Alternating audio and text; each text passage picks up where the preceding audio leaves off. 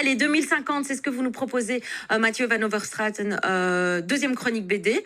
Vous nous emmenez dans le futur et c'est pas tout à fait drôle apparemment. Non, je vous invite à vous projeter 25 ans en avant, donc en vous posant la question à quoi ressemblera 2050 ? Et sans vous spoiler, je peux déjà vous dire que la réponse n'est pas forcément réjouissante. Donc si vous avez aimé SOS Bonheur, je ne sais pas si vous vous souvenez de cette BD qui est parue dans les années 80, qui est une BD de Jean Van Damme et Griffo, qui avait fait sensation, ou plus récemment Black Mirror, évidemment la série sur Netflix. Eh bien cette BD, elle devrait vous plaire, puisque 2050, c'est une BD collective dans laquelle on retrouve des histoires courtes signées par 14 auteurs, et ils donnent chacun leur vision d'un avenir possible pour l'humanité, avec, c'est ça qui est amusant, entre chaque histoire, il y a des espèces de faux articles ou des faux communiqués de presse qui renforcent un peu notre immersion dans ce futur plutôt inquiétant. Oui, en effet, vous dites que le futur dépeint dans 2050 est inquiétant. Mais pourquoi ? Alors c'est inquiétant parce que l'avenir proche imaginé par les auteurs de 2050, il est souvent assez réaliste parce qu'il regorge d'innovations qui peuplent déjà notre quotidien. Donc il suffit de penser à l'intelligence artificielle, la reconnaissance faciale, la réalité virtuelle, les modifications génétiques, toutes des choses qui existent déjà. Mais ils poussent le curseur un peu plus loin dans cette BD. Donc quelques exemples, ils imaginent notamment que tous les bouquins, donc tous les écrivains, et même les éditeurs seront remplacés par des intelligences artificielles.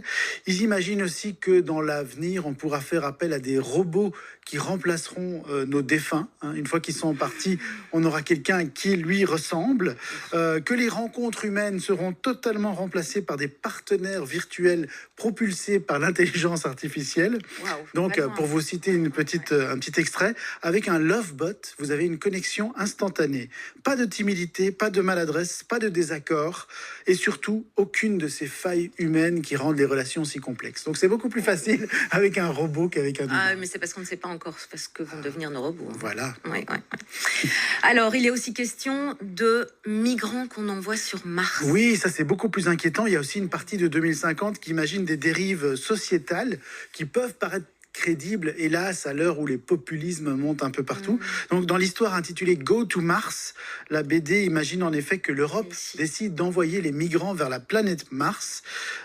Mais comme souvent dans ce genre de récit, il va y avoir un grain de sable et les choses ne vont pas tout à fait se passer comme prévu. Il y a une autre histoire qui s'appelle Société Écran, dans laquelle la seule amie d'un adolescent, c'est une intelligence artificielle qui s'appelle Kali. Le problème, c'est à un moment donné, il y a un blackout électrique. Kali n'est plus disponible et donc cet adolescent, il se retrouve complètement déboussolé par la perte de sa seule amie. Oui.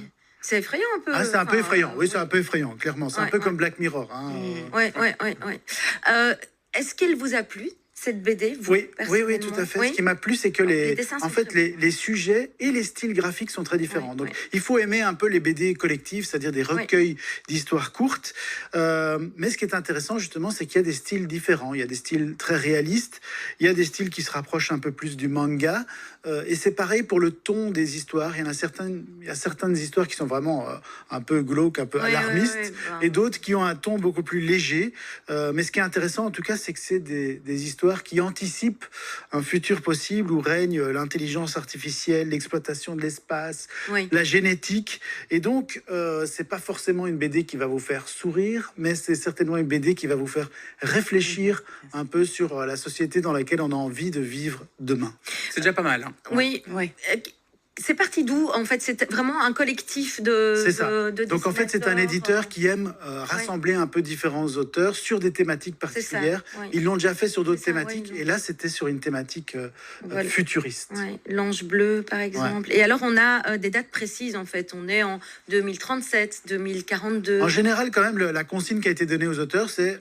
ils étaient assez libres, mais la consigne, c'était... Voilà, vous êtes en 2050, imaginez ce qui pourrait se passer. Et c'est vrai que selon l'auteur, forcément, le dessin est très, très différent. Donc, il y en a vraiment... et même, il y a certains qui emploient des couleurs, d'autres pas. Oui, tout à fait. On a du noir et blanc, on a des couleurs vives, des couleurs plus pastel.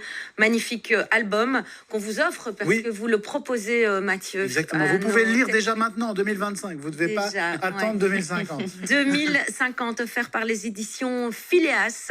Vous nous envoyez BD 2050 et puis BD 1, parce que vous en avez une deuxième à nous offrir. Ah oui, tout à l'heure, j'en ai une Tout autre. à l'heure. Mais Tout à l'heure, je vous amène dans le Grand Nord. Oui, Les dessins. BD 1 2050, envoyez BD 1 suivi de vos coordonnées, et ça c'est très important, par SMS au 60 03 60 03. Vous serez peut-être tiré au sort. Voilà un beau cadeau, tiens, pour terminer l'année. Il est 6h48, on va dans le passé.